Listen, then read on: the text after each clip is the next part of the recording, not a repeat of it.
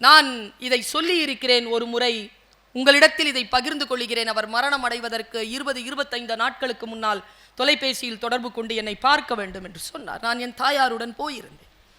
அப்போ நிறைய உருது கவிதைகளை பற்றி பேசுகின்ற பொழுது, நீ வீட்டிற்கு போ, உனக்காக ஒரு வரவு இருக்கிறது, உனக்கு அது வந்து சேரும் என்றார். நான் வீட்டிற்கு போனேன். 1200 ரூபாய் எடுத்து வை என்றார். எடுத்து வைத்தேன். ஒரு மனிதர் ஒரு 4 அடுக்கு புத்தகங்களை கொண்டு வந்தார். ஜலாலுத்தீன் ரூமியினுடைய மஸ்னவி புத்தகம். அந்த மஸ்னவி புத்தகத்தை கையில் கொடுத்து அவர் சொன்னார், தொலைபேசியில் என்னோடு தொடர்பு கொண்டு சொன்னார், பர்வீன், இதை படித்து கடந்து விடு. என் வாழ்க்கையில் நான் அடைந்த அந்த பெரும் ரகசியத்தை நீயும் உணர்ந்து கொள்ள வேண்டும் என்று நான் விருப்பப்படுகிறேன். இதை படித்து கடந்து விடு என்று சொன்னார். நான் அந்த மஸ்னவி புத்தகத்தை வாங்கியிருக்கிறேன். பெரியோர்களே, எனக்கு இந்த மூட நம்பிக்கையில் ஒருபோதும் நம்பிக்கை கிடையாது. நான் அந்த புத்தகத்தை வாங்கி வைத்துக்கொண்டு அடுத்த நாள் கல்லூரிக்கு போகிறேன்.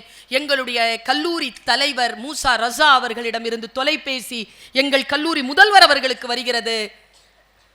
ஜலாலுத்தீன் ரூமி என்கின்ற ஒரு மிகப்பெரிய சூஃபி எழுத்தாளருடைய 22வது தலைமுறைக்கான பெயர்த்தி சென்னைக்கு வந்திருக்கிறார்கள். இன்று மதியம் 2 மணிக்கு கல்லூரியில் அவருக்கு ஒரு சிறு விருந்து ஏற்பாடு செய்யப்பட்டிருக்கிறது. நீங்கள் முக்கியமான ஆசிரியர்களை கூப்பிட்டு கொண்டு அங்கு வாருங்கள் என்று. நான் மஸ்னவி புத்தகத்தை வாங்கி வைத்துக் கொண்டு அடுத்த நாள் காலையில் டர்க்கியில் இருந்து வந்த, இஸ்தான்புல்லில் இருந்து வந்த அவருடைய பெயர்த்தியை காணக்கூடிய வாய்ப்பு கிடைத்தது.